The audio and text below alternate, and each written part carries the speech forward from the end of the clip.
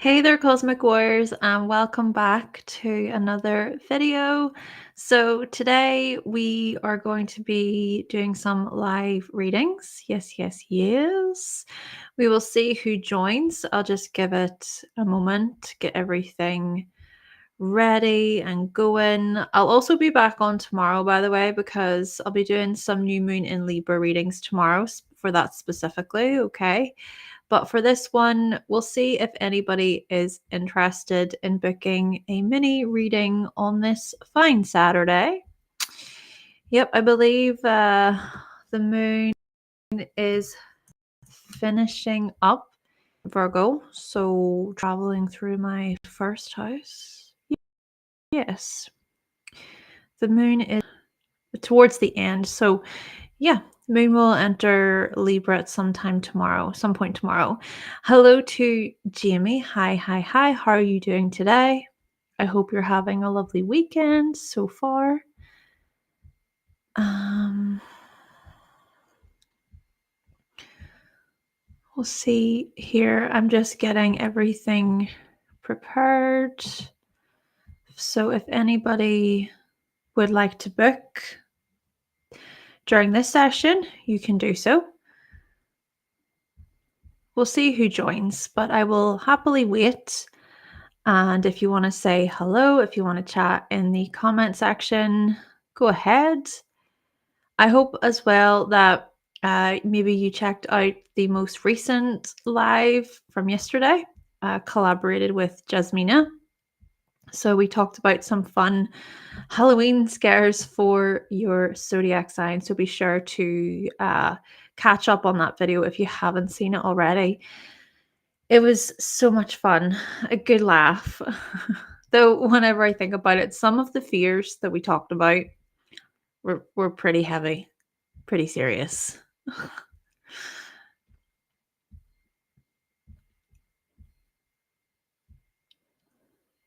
Yeah.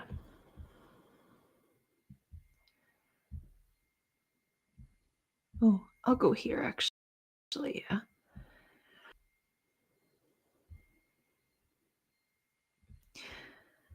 I have also selected somebody, by the way, for the short that's going to be coming. A short all about the new moon in Libra. I'll be using one person's chart as a way to explore that new moon. So I have selected someone and I will get that up tomorrow at some point. Let me see. Yep. We're all good there. Yeah, that's for tomorrow. No problem. Let me see here. And Jamie, you would love a mini reading. Yes. So basically, how to do it is in the description. There is the link. It is $25 per reading. And then I will need your time of birth, place of birth, and date of birth. I need all of that information for your reading. And if you have a question at all, yeah, go to the link below. You slept in too late today.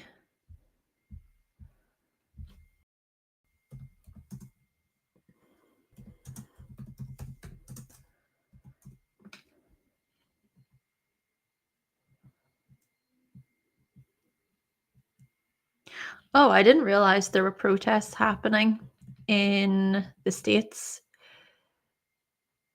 It's a rally happening, no kings. Okay. Interesting on the lead up to the new moon in Libra. We've got as well Mercury and Mars drawing very close together to create a conjunction in Scorpio. Yeah, particularly with the new moon in Libra. And then Chiron will oppose that new moon. Interesting to look at how things are showing up within the collective. No problem at all. It's completely up to you. And anyway, I hope that the new moon is not too bad for you. It's happening on your Neptune. Interesting. And then Neptune is also at 0 degrees in Aries at the time. So there's the opposite signs happening for you with Libra and Aries. All right. Well, we have someone who has booked in. Thank you so much. Let me have a look here. Grace, no problem at all. I will type in your information. Oh, I need your information, Grace. You don't have it there. If you would like to let me know your birth information, you can always email me at Grace. So hannahselsewhere@outlook.com. You can email me your date of birth, time of birth, and place of birth. I need that information so I can put it into the system here. Thank you for booking.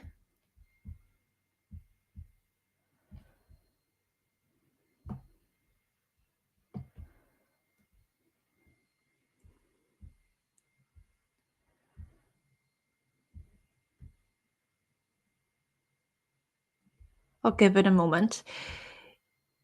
If you are comfortable with it, Grace, you can always let me know your birth information here. Okay, email. No problem. No problem at all. Oh, yeah, okay. You've booked before. I think I recognize the GA. I think I remember that.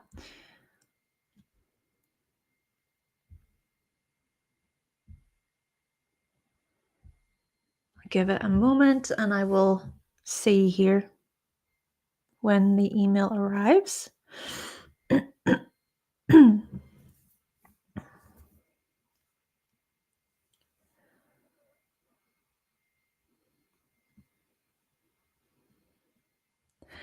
Whilst I wait, also to let you know that I'm currently working on a mega pack of cheat sheets. And the mega pack is all about how to read transits and returns simply. I'm very excited about it. Yeah, I'll be breaking transits and returns down into really simplified terms so that you can explore those in your own chart. You can use the cheat sheets as a tool, hopefully. So we have someone else who has booked in. Thank you so much, Melanie. I'll just give it a moment and wait for Grace to send through the information. Thank you, Melanie. I will take note. You will be after Grace.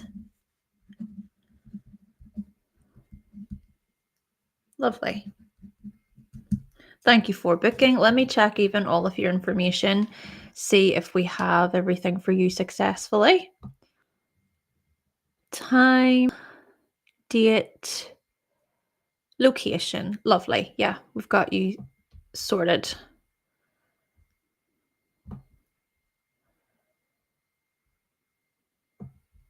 And I'm sure Grace's email will come through any moment.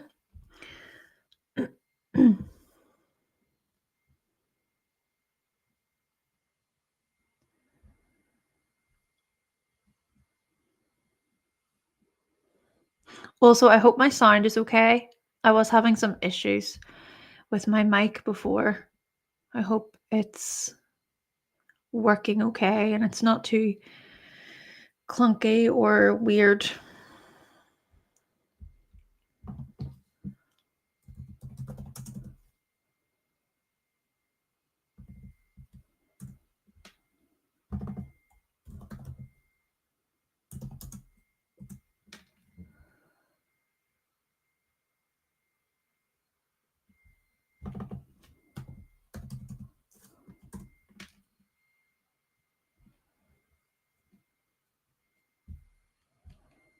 Perfect. We've got you here, Grace. Thank you very much for sending over your information again. I'm going to go ahead and get your chart prepared.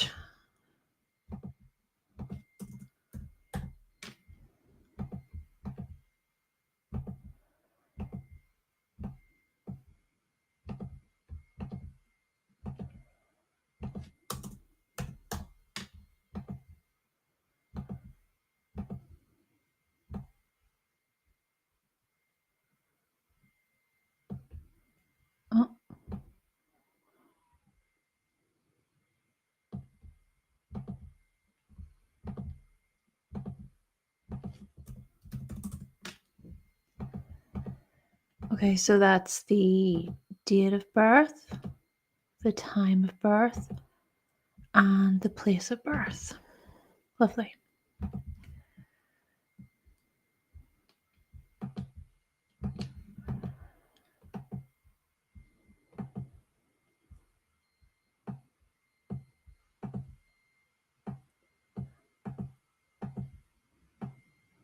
Okay.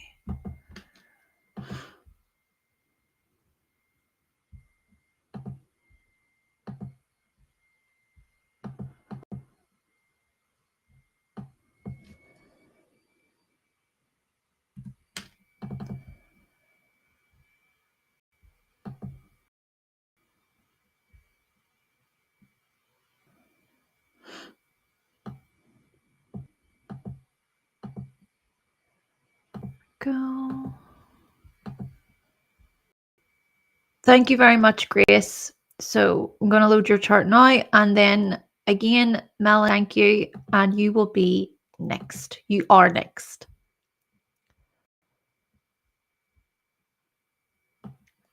Also, if any of you have to take a break or you can't be here, these videos are kept up. All right.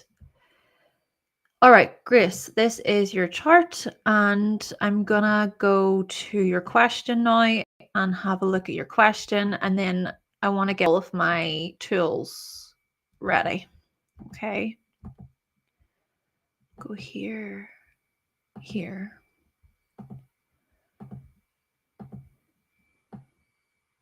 Got that. Question, let's have a look.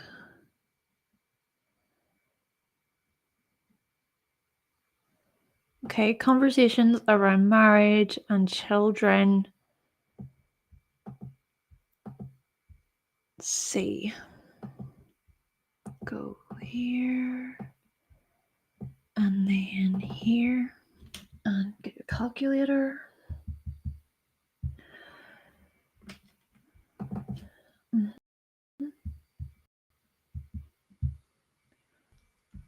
Sixth house. Okay. Be the seventh house from that year.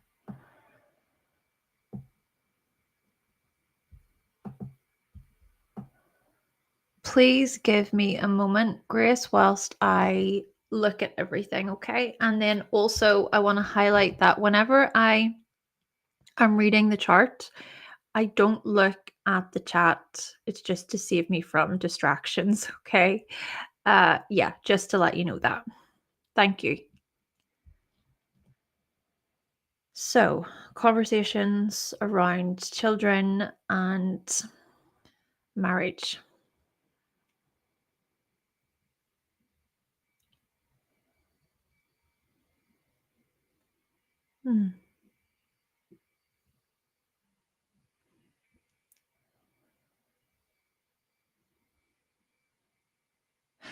First thing I am going to mention, actually, sorry, hold on. We've got somebody else who has booked, and I want to just basically mention this to let you know. Marie, thank you very much, Marie. Let me check your info. Yeah, I've got all of your information there. No problem. Perfect. Thank you very much. And then let me know, Marie, if you have a question or area, anything like that. I do apologize to those who are currently waiting. It's basically I'm saying this because I don't want it to get too over booked or anything like that. So I need to be mindful of who is booking at the same time because I want to keep things to a certain time limit. Okay. Anyway, so like I was trying to say a moment ago there, Grace, is that for me, just personally as an astrologer, I need to be mindful of what is ethical, right? In my view, my role isn't to give you definitive sort of answers or to say 100% that you will get married or that you will have children. It's just something with being very definitive. I want to be mindful of that. But what I can do is I can give you information based on patterns, based on what's up ahead, to do with transits, all right? So, with that in mind, I want to highlight, Grace, that whenever you do celebrate your next birthday, so what will happen is from your next birthday for that particular year, so when you turn 42, essentially for that year ahead, what will occur for you is the seventh house is going to be activated. So, what this can suggest about that year ahead for you are these themes to do with romance, love, partnerships, relationships, all of that, particularly because the ruler of your seventh house, which is the sun, well, the sun is located in Gemini in the fifth house of romance and love. And then also, Venus is conjunct the sun, and Venus is about partnerships. Venus is about relationships, basically. Now, with that being said, there are more layers to this because what's also going to happen whenever you turn 42 is by the summertime, so summer of 2026, what will occur is Jupiter will enter Leo. And at the same time, the South Node is going to travel through Leo. So, what this can suggest about the next couple of years for you, especially, next couple of years, I would say. Yeah, next couple of years. I would suggest here that there could be some kind of maybe like an expansion of sorts, right? There could be maybe new love connections coming into the equation. At the same time, because the South Node will be involved, there might be a particular attitude or behavior or a particular situation or type of relationship that you'll need to be prepared for to kind of leave in the past or let go of or ease up on slightly, right? And these themes could maybe be to do with, could be about confidence. It could be about individuality. It could be about ego or inner frustrations about ego. It could be about pride, right? There could be themes of pride that come up, and maybe you'll address those very themes, maybe within yourself, those qualities within yourself. Or it could be a case of recognizing what you do and do not want from your relationships moving forward, right? So, all of this is really to highlight, Grace, that we're going to see movement. And what's also added into this is the fact that Uranus will re-enter Gemini. So by the time you turn 42 as well, what will happen is Uranus will begin its whole journey through your fifth house of romance and love. And what do you have there? You have all of this Gemini stuff. You've got these Gemini placements in excuse me, in the fifth house, and the North Node is a part of it.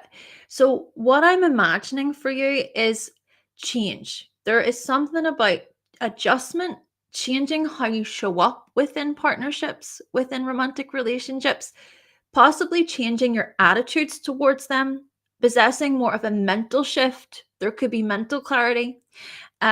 There could also be this case of like being okay with welcoming a new approach or a new strategy. Something that maybe you didn't expect, something that you didn't think of before, you didn't really necessarily prepare for. This is what we're getting here. And what could also come up again are these conversations and these questions to do with what? Children. Children. Okay, because the fifth house rules children. So all of this is to say, I'm thinking that when you turn 42 and that kind of year ahead, and maybe this is also something that, you're kind of leading up towards, but I think that this is going to be a part of a new type of approach to do with relationships, especially because the seventh house is going to be very much active during it. Let me see if there are any other, any other sort of indicators Things to be aware of. Well, Jupiter rules your, let me check this, sorry. Let me check. Yeah, we're good. Jupiter rules your 11th house of friendships, communities, clubs, groups, future aims, hopes and visions, things like that. And then Uranus is also there. So I'm thinking perhaps this new relationship dynamic, it could be through a friend. It could be a sudden sort of change to do with a community situation. For example, you might meet someone new through a friendship circle, through a travel experience. And again, like I'm trying to get at, Uranus indicates something about, well, the unexpected. The unexpected. What will also occur, interestingly, whilst all of this Uranus stuff is going on. So, whenever Uranus enters into Gemini throughout 2026 and will be there for 7 years, what will happen is Uranus will eventually oppose your natal Uranus.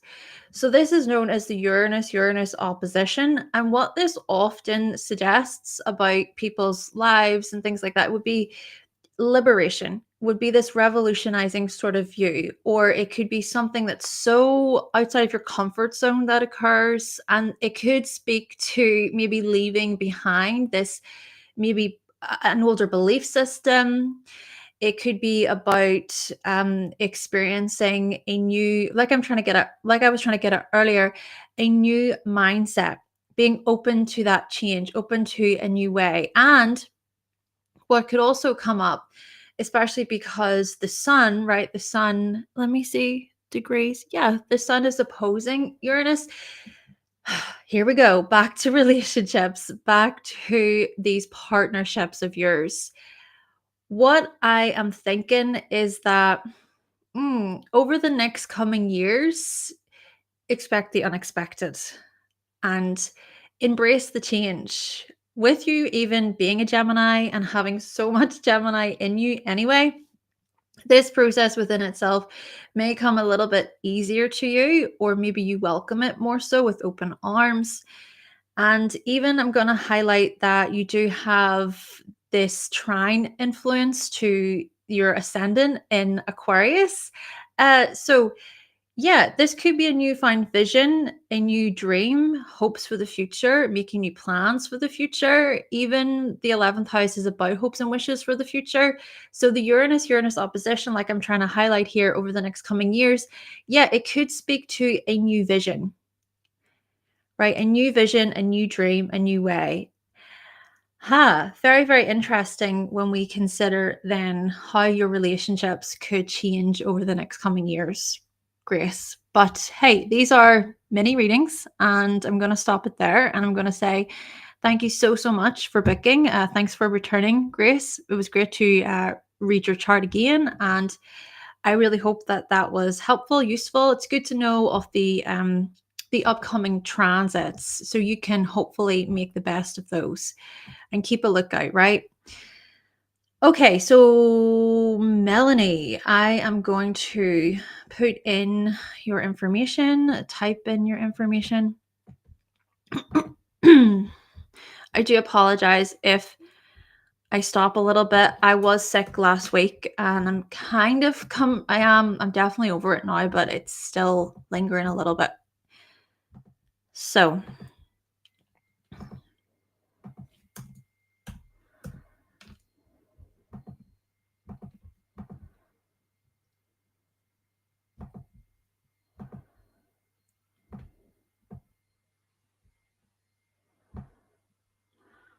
also, folks, I want to mention that remember, these are mini readings. And if you would like to book a full reading with me, you can do so by going to my website, hannahselsewhere.com. That way you can book more time. We can book more time together. Oh, is that right? Excuse me. Is that? No. Is that one? Um, oh, okay, that's why. That's why. Yes, that's the one. Right, so time of birth, yes. Date of birth, yes. Place of birth, yes.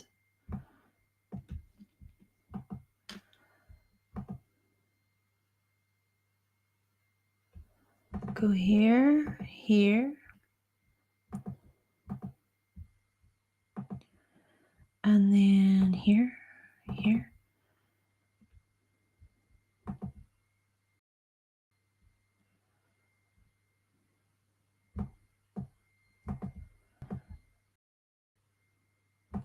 Go. These are progressions. Yes, yes. They are indeed. Load the chart. Hello to Shay. Hi, how are you doing? Welcome back. And Grace, no problem at all. I hope that this was helpful. You know what? I hope that the reading gave you hope. Do you know what I mean? Okay, let me have a look at your question, Melanie, and then also to let Marie know. Marie, you're going to be after Melanie. There we go. Let's read your question.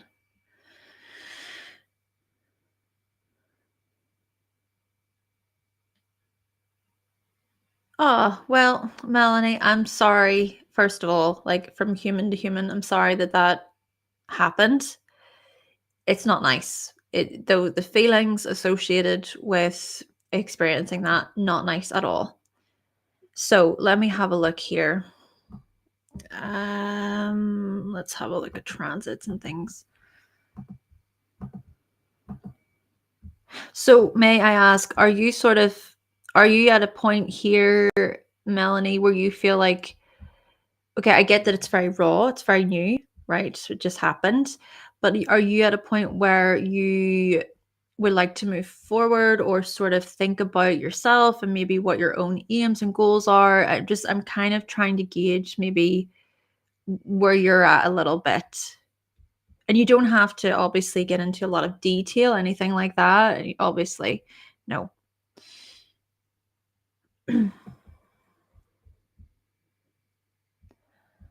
It's up to you. If you don't share anything, it's fine too. I can still have a look at your chart. In different countries too. Okay. All right. Well, thank you for being so vulnerable and for sharing naturally. And we'll have a look. We'll have a look at what is going on here. Give me a moment, please, Melanie.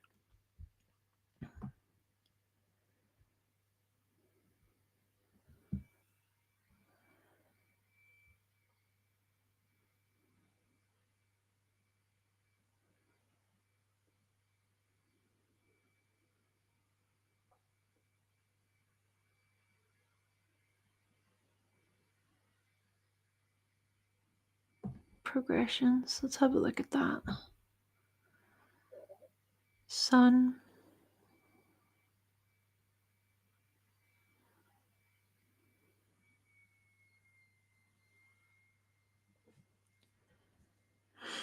Chiron. Okay.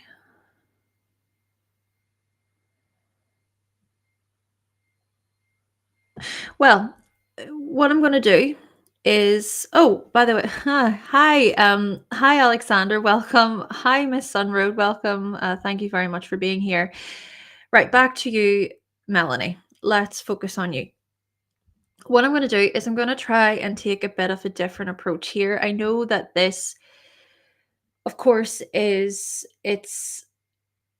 a really hard situation, right? Going through a breakup, experiencing a breakup, it comes with a lot of really big emotions and like it just sucks. It does.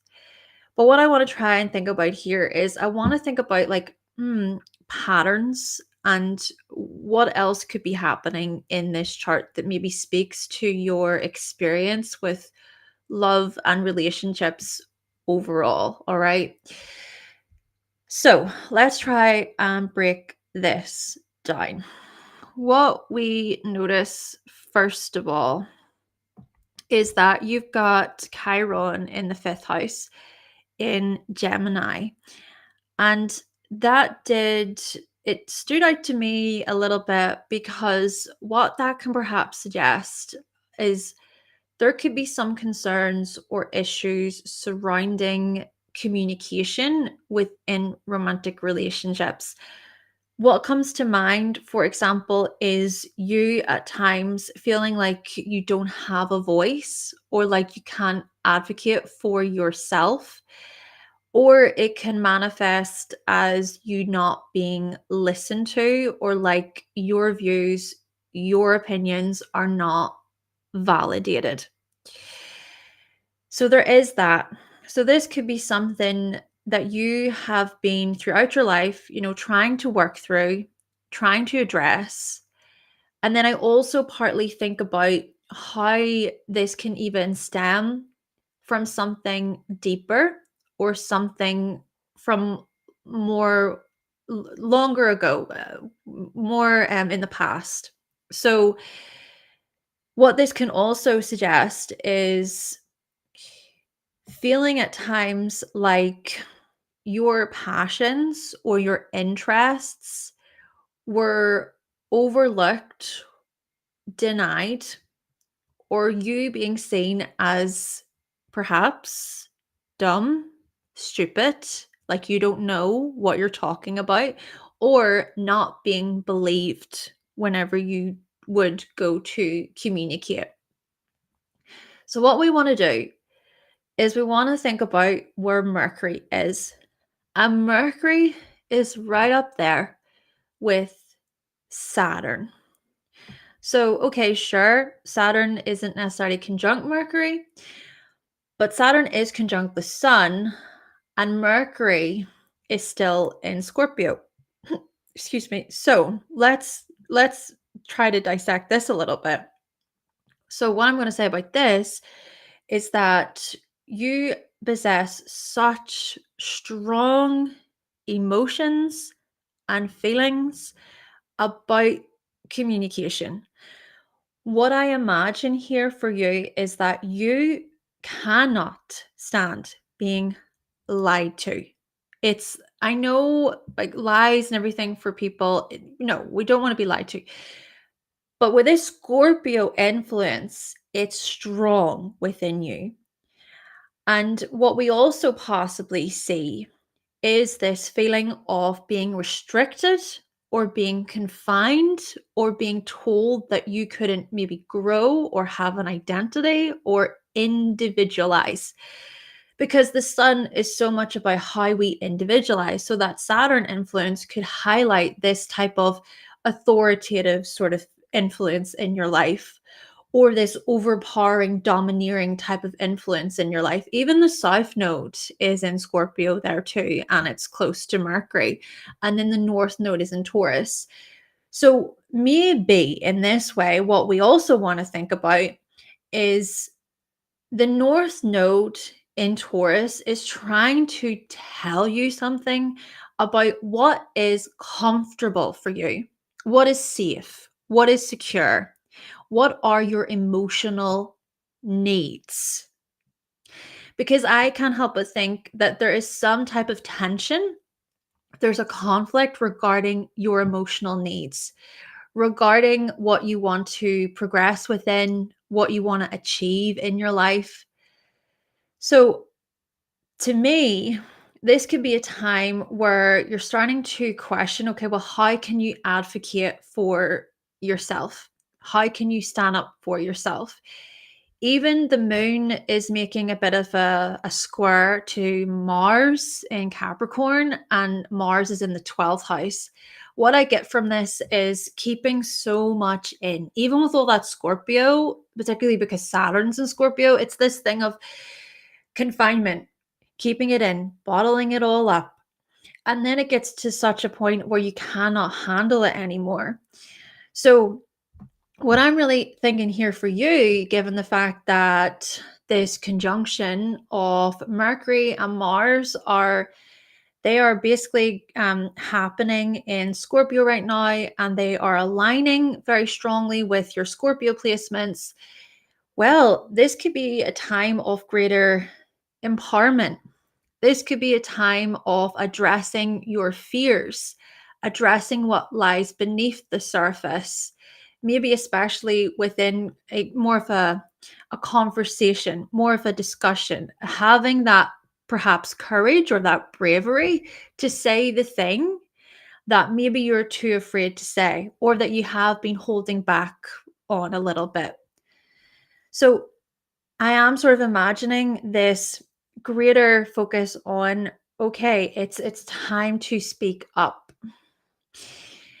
Having said that, that is not to suggest that the reactions that you receive for speaking up are going to be all fine and dandy and brilliant, because this could also suggest more of a uh, more of a resistance to what you're trying to bring to the conversation. And then that can maybe even confirm to you that you're not going to get anywhere. It could be like talking to a brick wall. Maybe if we circle this back a little bit to the whole relationship stuff you just mentioned, especially because Mercury does rule your fifth house anyway, and the fifth house is about romantic relationships. Maybe this could manifest as you maybe not getting what you think you need or what you think you should get from a particular conversation regarding this breakup. And then it's a question of how able are you to accept that? Or are you going to keep insisting and pushing? Because that, I think that can happen at times with the Scorpio influence, honestly, because Scorpio is the type of archetype that needs to feel in control. So anything that threatens that control can feel really, really difficult. But then what I'm also trying to kind of unravel a little bit is, where are the fears of vulnerability? And sure, I mean, those fears of vulnerability could be tied to this conversation that you have with this other person. When we think about this breakup, for instance, but perhaps this fear of vulnerability could also be tied to something deeper. And that's the whole point of Scorpio. Scorpio is about what's hidden. It's often about what is in the subconscious and things that we don't necessarily see. And especially for you, I mean, Saturn, one of the rulers of your 12th house, is also in Scorpio. And then also Mars rules your third house, and the conjunction is going to involve Mars, and Mars will be a part of that with Mercury. So it's almost more of a time to maybe address certain matters within yourself about maybe past experiences, communication issues or errors that have happened before, or it could be about addressing your own self assertion, your own individuality and identity. And hey, you know what? What this could even circle back to, or what it could what it could boil down to, my apologies, what it could boil down to is that of want, desire, like passion, and if you're not connecting with someone maybe on that level, and then it's about addressing, okay, well, what is the part of you that is so persistent that things do go that way, but in actuality there could be plenty of other people who do align with your passion and that do love you for your wants and your desires. Okay, Melanie, I hope that made sense. I hope I was sensitive enough. And I'm going to cut it there because it is a mini reading. And I have to say, thank you very much. I just hope it was helpful. Yeah. I have to always remind myself that I'm not here with a magic wand. I'm not here with all the answers for people. I'm just here and I'm reading charts, and I'm also trying to empathize and support as much as I can, whilst I get some words wrong here and there. Yeah. But Melanie, you said, let me see. Patterns. Yeah. There's patterns. Yeah.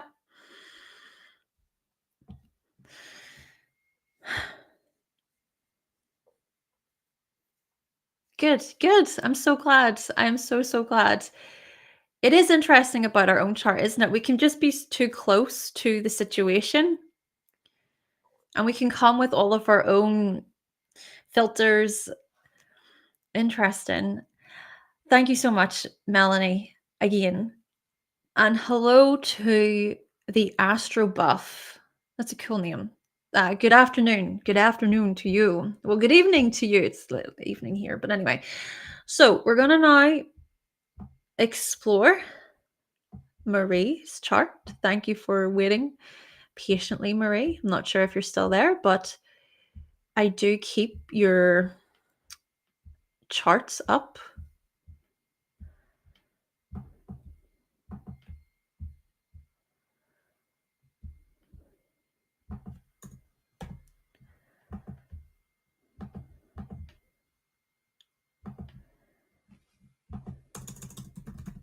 Let's see.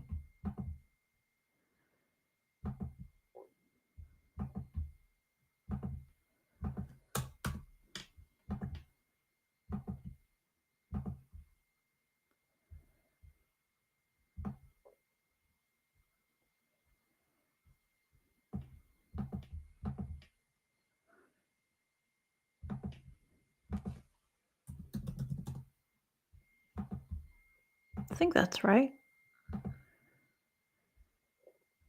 Yeah, that's time, place, and location. Yeah, that is correct.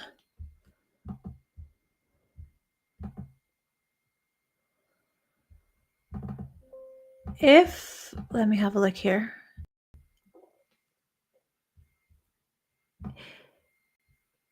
If Marie is there, if you're still there, please, Marie.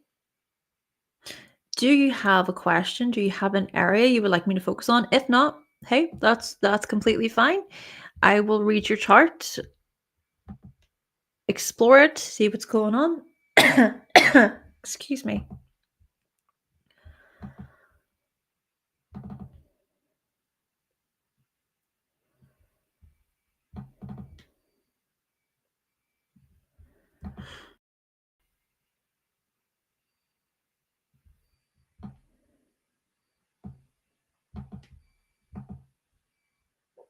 Okay.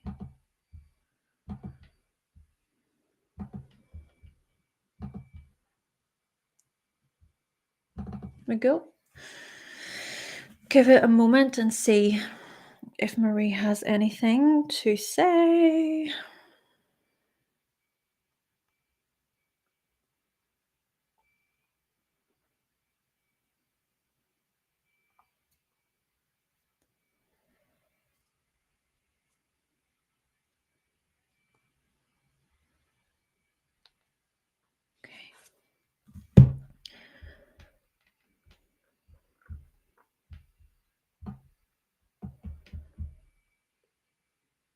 I think I put that incorrectly.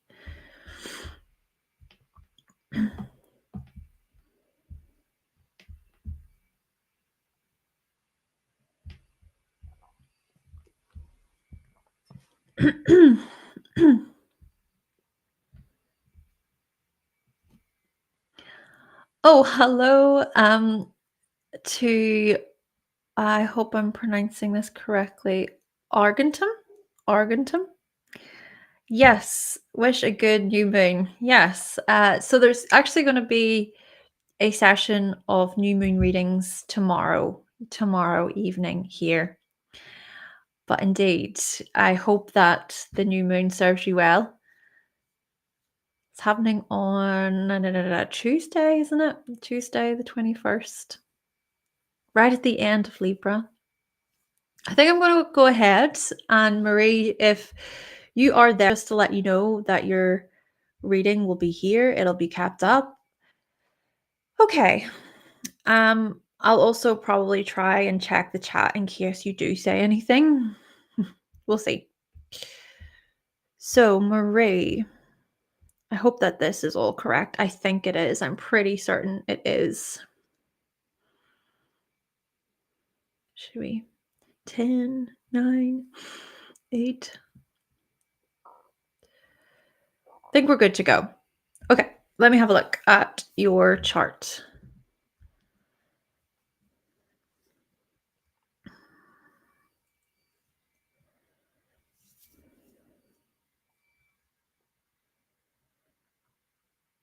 Those are progressions, yes. Yeah.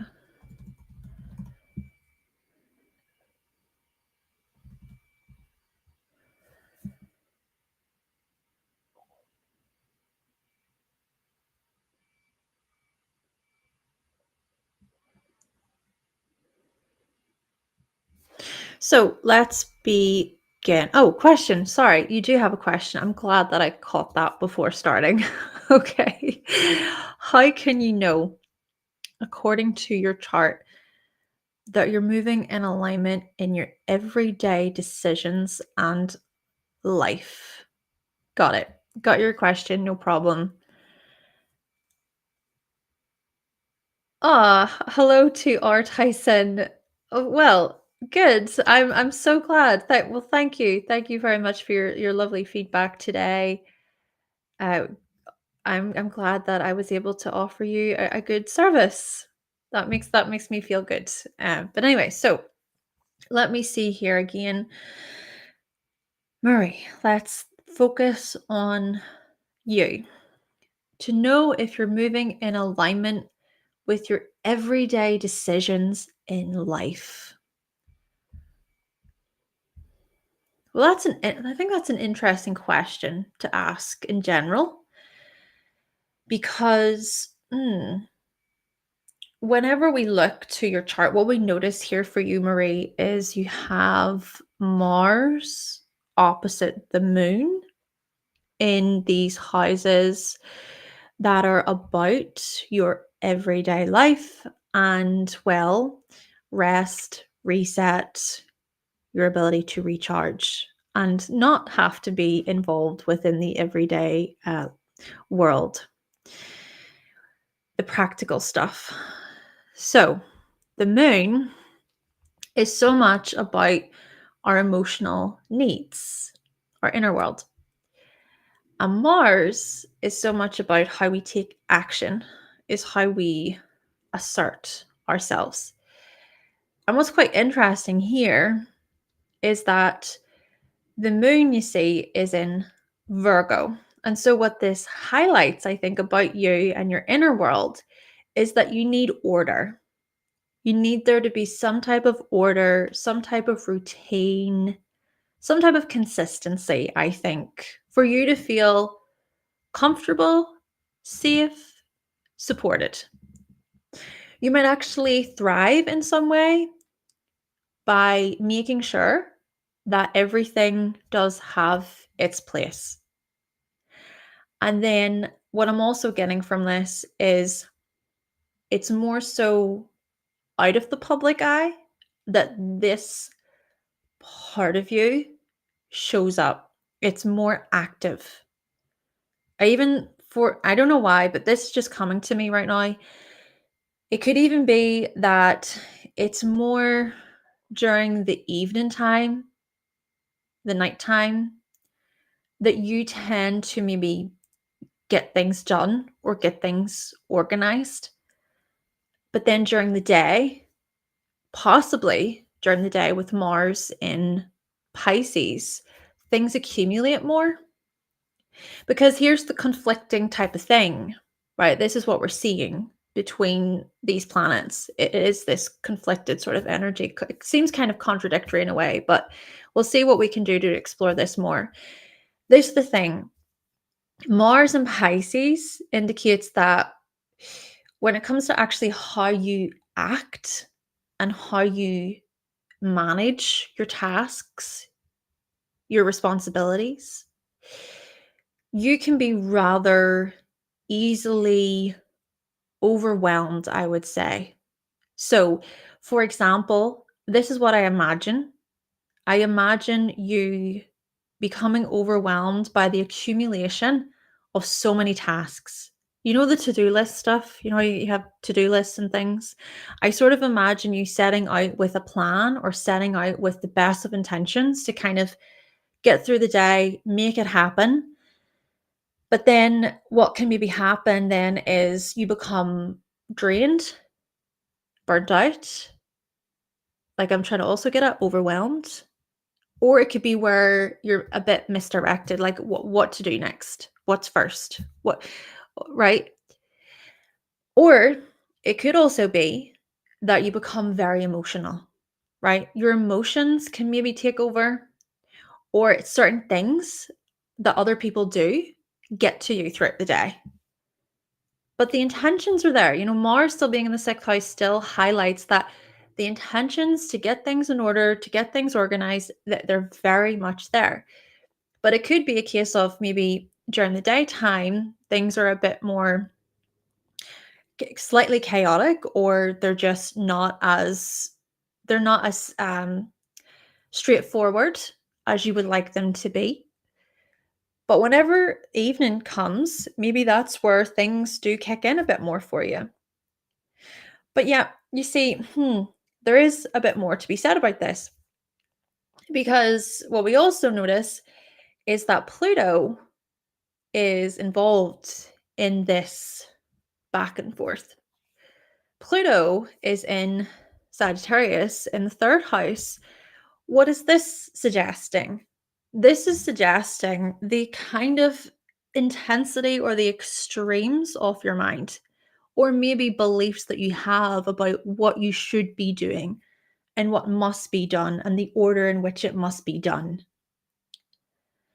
There could also be maybe this type of rumination, or this looping where certain thoughts just continuously go and go and it's hard to shift them. Could also be a case of the certain expectations that you place on yourself to be a certain way, to be perfect, to have everything sorted out. But then it could also be this sort of voice that's coming outside of yourself. Even Saturn. Oh, Saturn's also over there. And hey, we could bring Saturn into this and involve it in a bit of a grand cross. We could. Saturn is in Gemini. But I'm still thinking, with Saturn over there in this opposite sign to Pluto in Sagittarius, I'm wondering about authority. I'm wondering about standards and rules and expectations. Not to say that standards and rules are bad or negative, but what I'm getting from this is, in which way are those things delivered to you about what you should do and what you must do? And if you fall short, then you've maybe failed in some way, shape, or form. So how does this kind of, let me go back to this question. In alignment with your everyday decisions in life, what I'm getting from this a little bit is maybe overthinking, is doubt, questioning yourself often, or it could be that there are deeply ingrained beliefs about yourself. Or, hey, let's locate Jupiter, because the South Node is in Sagittarius and Jupiter rules Sagittarius. Jupiter is in Cancer. Okay, here we go. So Cancer there, and then Jupiter is opposite this Capricorn. Here we go. Yeah, so there's more. There's certainly more to build on this. So, I'm thinking here that the deeply ingrained beliefs could be tied to family expectations, could be tied to your overall sort of commitments to home life, family life, And this could be where the sort of maybe bigger standards and expectations come into the equation. Or maybe having to manage a lot of family stuff, having a lot of responsibility of the family within your home. And then Chiron is also a part of this. Chiron is further in Capricorn. So there could be maybe even some type of it could be maybe a wound of some kind to do with responsibility, commitment, taking on a lot, burdensome perhaps feelings and experiences here, having to really commit to things for the long term, or feeling maybe at times confined or trapped by certain responsibilities.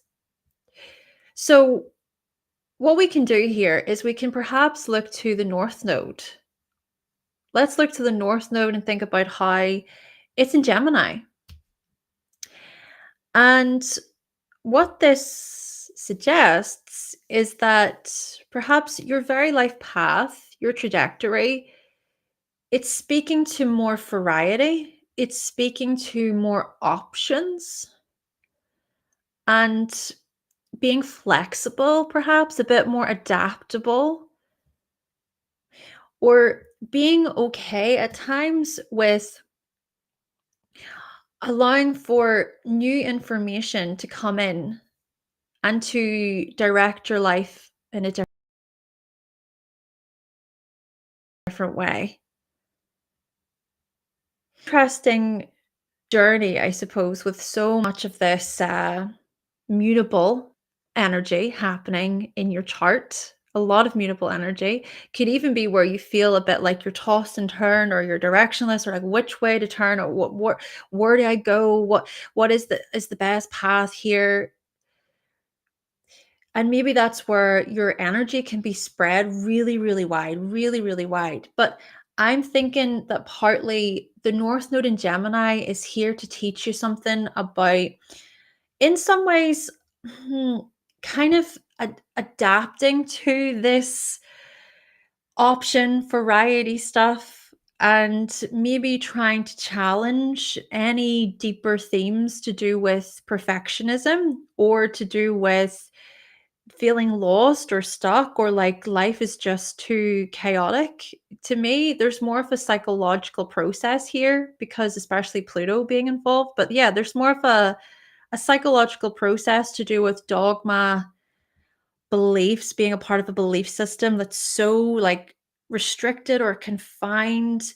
But then the other thing, and this is one of the last things I'm going to say, because it is more of a mini reading, and perhaps if you would like to book a reading with me, I could dive more into this. But anyway, one of the final things I'm uh, going to say here. Sorry, I lost it there. I lost it there. I lost it there. What was the final thing I was trying to get at there? I was thinking about like a lot of things going on in the chart at the same time.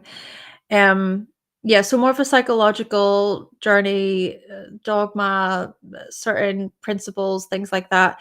Yeah, one of the final things I'm going to say is the South Node, yes, is traveling through the 12th house right now. And let me check the degrees. Degrees of the South Node.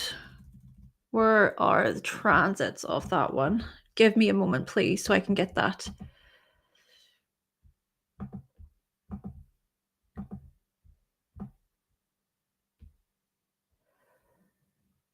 South Node. Okay. Yeah. Okay. So, yes, the South Node right now is on your natal moon. And then the North Node is in Pisces. And then it's very close to Mars. So, what could be kind of coming up for you are these questions to do with perfectionism, to do with maybe letting go of an older belief system. Yes, hey, this is the other thing I was going to say. I'm so glad I was able to remember it again. One of the final things is that your Saturn return is not for a good few years, right? I think you're in your early 20s anyway. It's not until you're about 30 years old. So the stuff that I am bringing up to you could hey, maybe it doesn't make a lot of sense. Maybe it doesn't resonate with you super strongly. But what I am trying to get at here is that there could be this sort of development that happens. There could be greater progress that occurs over the next coming years, especially as your Saturn return happens. And so you've got Saturn in Gemini. And so what that can maybe suggest is that as you approach your Saturn return and beyond, there could be these questions to do with what is limiting you communicative wise, intellectually? What is maybe limiting you when it comes to any belief systems of that you have that maybe don't actually belong to you. They don't fit they don't fit into, what you really, really want, and maybe this again is what I'm trying to get at. It's a part of a bigger thing over the next coming years. Yes, I'm glad I was able to remember that. Oh my gosh. Anyway, so Marie, that was yours. Thank you so much. I nearly lost it there. I didn't think I'd make it back there, but we got there. There we go. So, thank you again, Marie. I hope that was helpful. And we'll see if anybody else would like to book.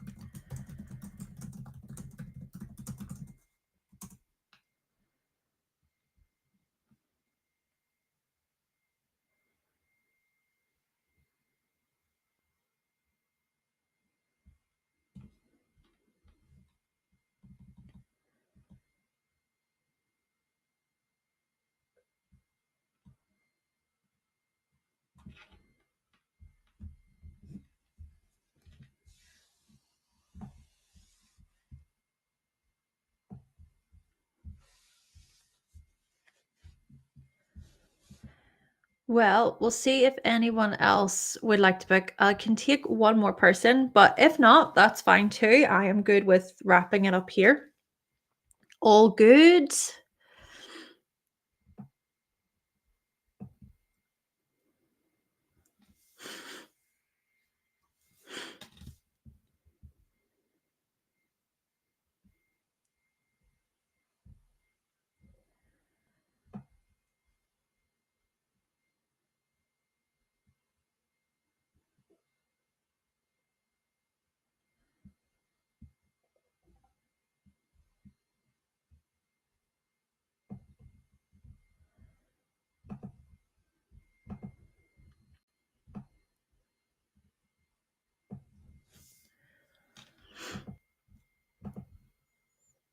All right, we have another person. Thank you very much.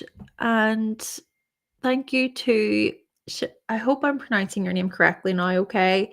Sharia. Sharia. Thank you for booking. What I'm going to do is I'm going to edit the title to say that we are fully booked during this session. And then we will explore your chart. I promise not to lose my train of thought for this one. Oh, geez. Sure, it happens to the best of us. There we go.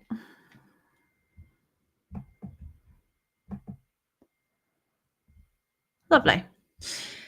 Give me a moment and then I'm gonna put in your info, get you all ready. Bum, bum, bum.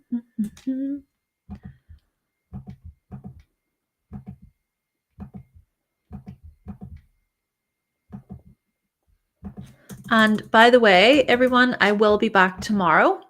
Just to let you know, I will be back tomorrow for a session of New moon in Libra readings. Yes, yes, yes. Yeah, so that's the date of birth and then time of birth. Time.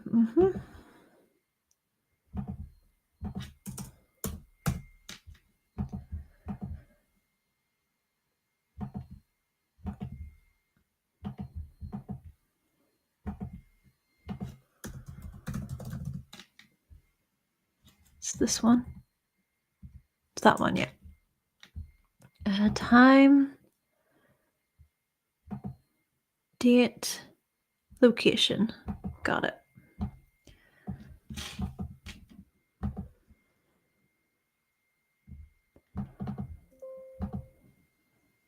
There we go.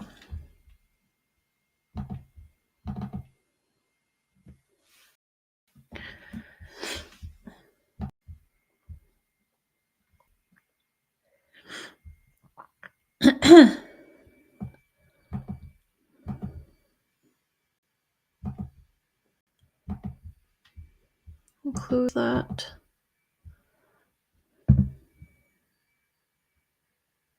Sharia, okay, you are new here. Well, welcome. Thank you very much for joining. And yes, I pronounced your name correctly. Great. Thanks for letting me know. Okay, let's have a look at your chart. You're not sure what to ask. That's completely fine. Have you had your chart read before? I'm just curious to know. Let me know. Do you have any experiences with having your chart read? Go here. And then if I just check this Thursday, okay, no problem.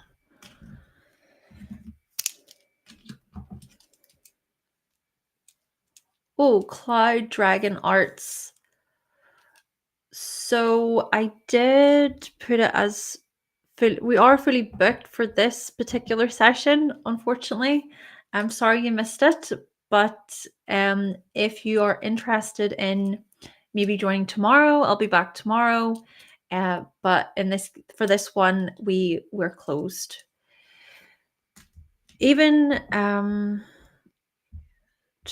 trying to think. No, I was gonna maybe push it there, but no, we're booked for this one.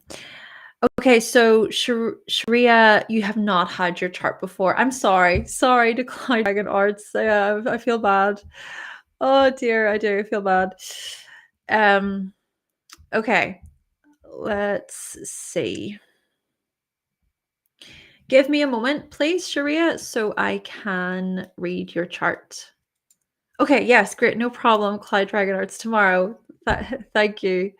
And again, sorry about that. But thank you for expressing your interest. That's always good. Sharia, give me a moment and then I am gonna completely focus on you. You have not had your chart read before, so we'll see how this goes. I will try my best to break it down for you, all right?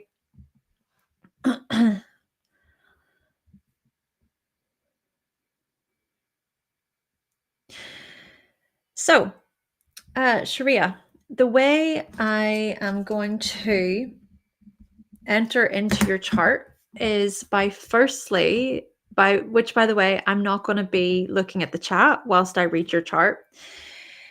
Right. The way I'm going to enter into this is by exploring a lot of this Leo influence happening. So the way I'll break this down is that with having so much Leo in the first house, there's something quite dignified about you. I find that Leo as an archetype is very dignified, right? You respect yourself.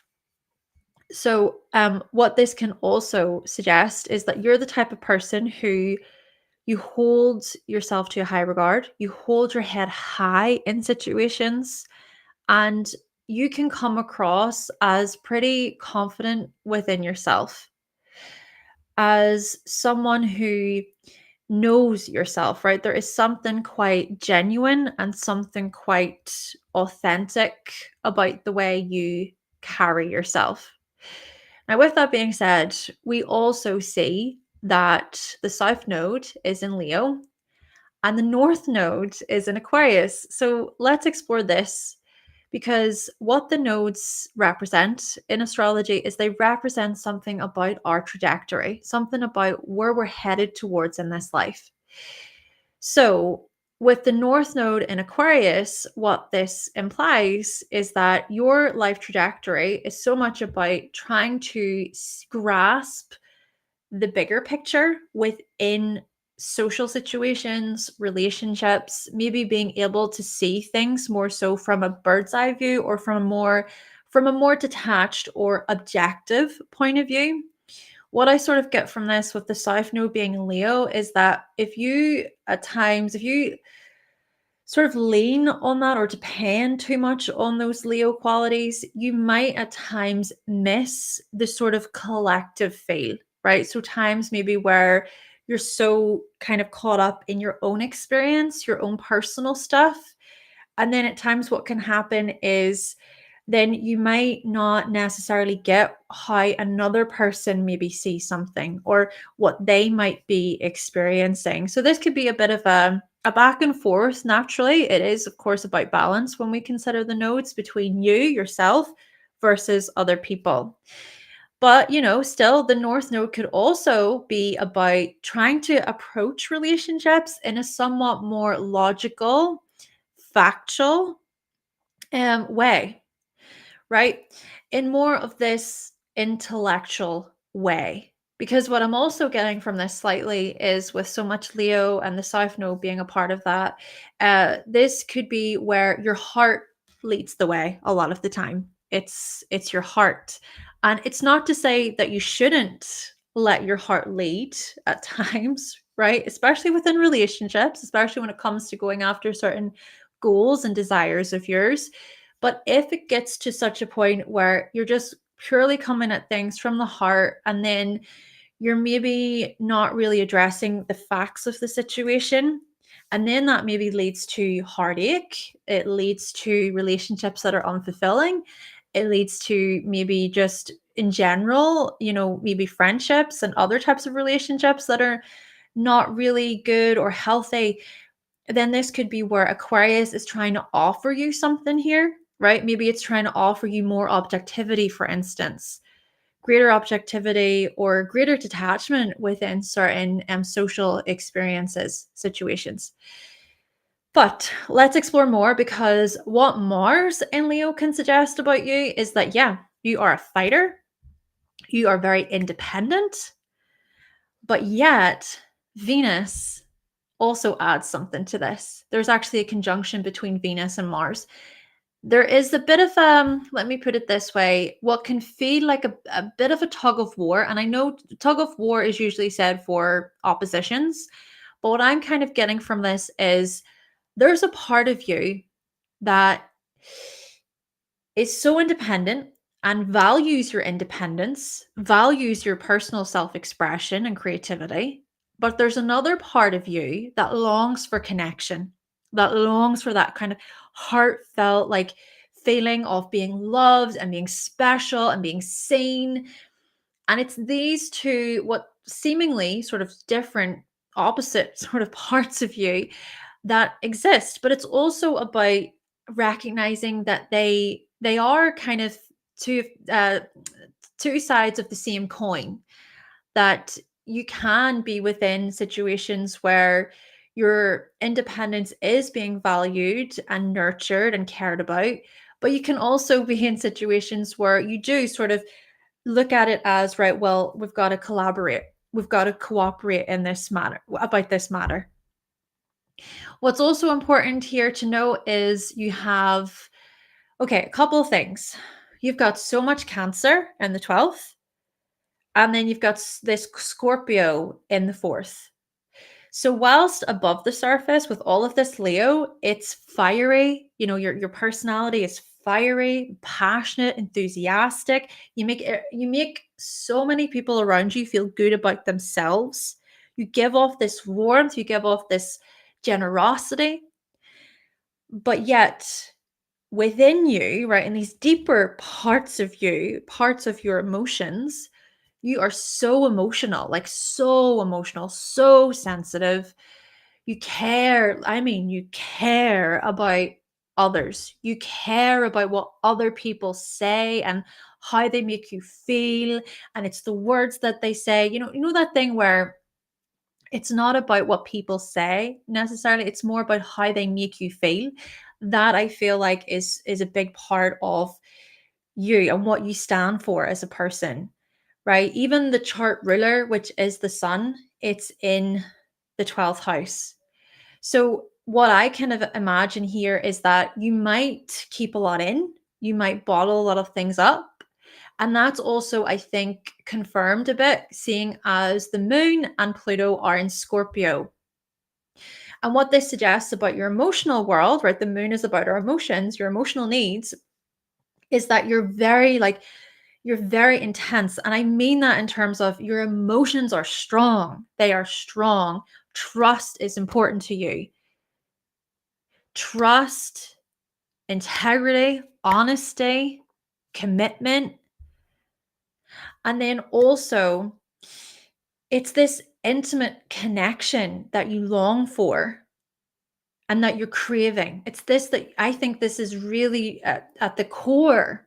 This stuff is at the core of who you are and what you're about. Loyalty to me is major for you, especially with so much Leo, so much Scorpio. Loyalty comes to mind. Now, the other thing I want to highlight, if we're kind of think about this in terms of more sort of um, practical relationships, everyday sort of thing, you do have this Cancerian influence, and then you've also got this Capricorn influence. And with the sun being in the 12th house, and then also with Saturn here being close to Neptune in Capricorn, what comes to my mind here a little bit, it would be any family constraints, family issues, family dynamics that have not been healthy for you in the past or possibly currently, especially because Chiron is opposite Neptune there too. Chiron is also opposite Saturn, right? So maybe this can indicate some type of could be loss or grief or separation, these family concerns that are so deep. And you might keep a lot buried, a lot hidden. There could be so much about this loyalty that you seek being driven by potentially past experiences to do with family, maybe where there was turbulence, or where you felt deceived, or like there was a lot of hidden stuff within the family, hidden secrets. But what I'm also going to highlight here, especially given the age that you are today, and where you're at today, basically, I'm thinking that you could be at a stage in your life where you recognize just how much you have overcome. You have been able to tap into something within yourself about your needs and nurturing yourself. Maybe vulnerability is a part of this. Maybe in the past, especially, there has been a lot of fears of vulnerability and opening up and things like that. But in some way, hey, this could be about you being at a point where you're able to be vulnerable. Even the secondary regress moon is traveling through Pisces right now. And that I feel does speak to maybe therapeutic settings, that could speak to you being quite emotional and letting out your emotions in a way where there's no judgment. That could also possibly speak to greater sort of intimate connections, intimate relationships, or exploring more sort of controversial, taboo like subjects, or diving into the past a little bit there. And then maybe possibly certain past situations being looked at through a lens of forgiveness, more so maybe forgiving yourself, being kind to yourself, or greater self compassion. This could be a part of your story right now. And a couple of other things then to mention here, Sharia, is what is going to happen. Let me have a look here. Yeah, what is going to happen next year? So 2026, around summer of 2026, is your nodal return is going to occur, right? You've already experienced a nodal return, but what this suggests is there could be themes to do with, okay, well, are you living? It's the question of, are you living in alignment with this North Node journey of yours? And that North Node journey, like I was trying to get at, could speak to that greater detachment or objectivity within relationships. Maybe even coming at things from more of a friendship way, a friendship level, platonic level.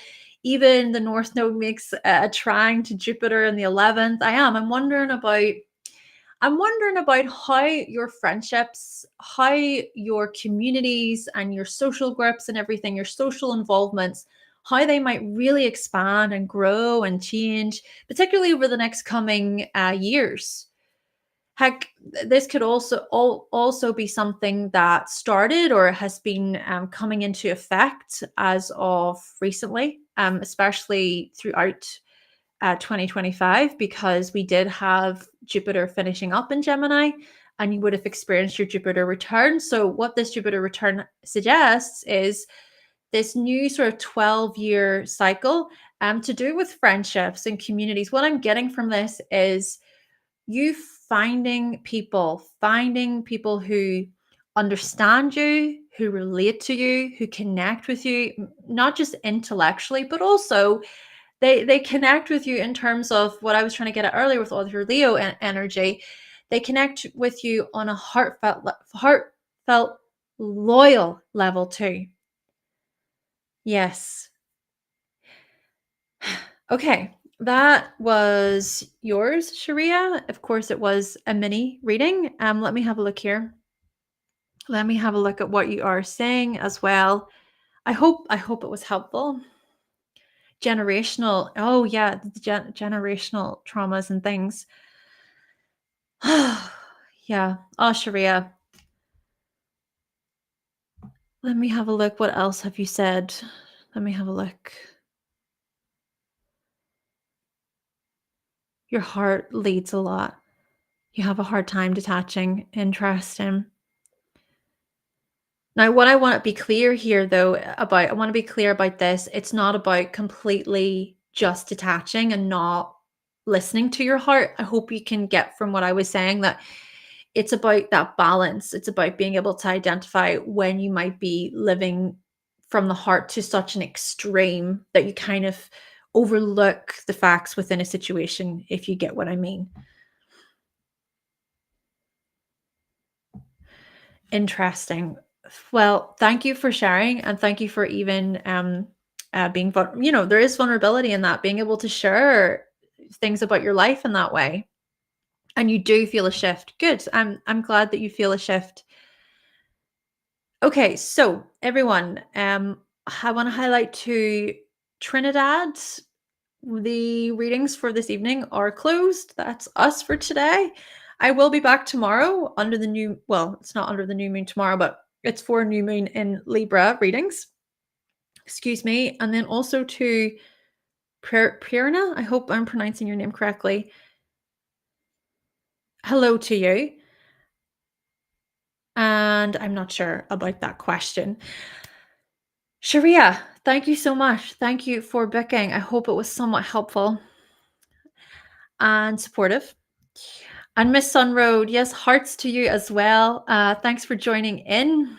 You'll be here tomorrow, Sharia. No problem at all. Okay, great. It'll be great to have you. Everybody, I'm going to get going. I hope that you enjoy the rest of your Saturday, whatever you have left of it, and your Sunday. And yeah, that it is. It's okay to book again. I think there's already a link under the new moon in Libra one. But yeah, there is a link there available for anybody who would like to even pre-book, and then I'll be on tomorrow. But that's good. I'm glad that you find it to be helpful. I'm going to get going, everybody. Again, thank you so much to everyone who booked this evening. And I will talk to you very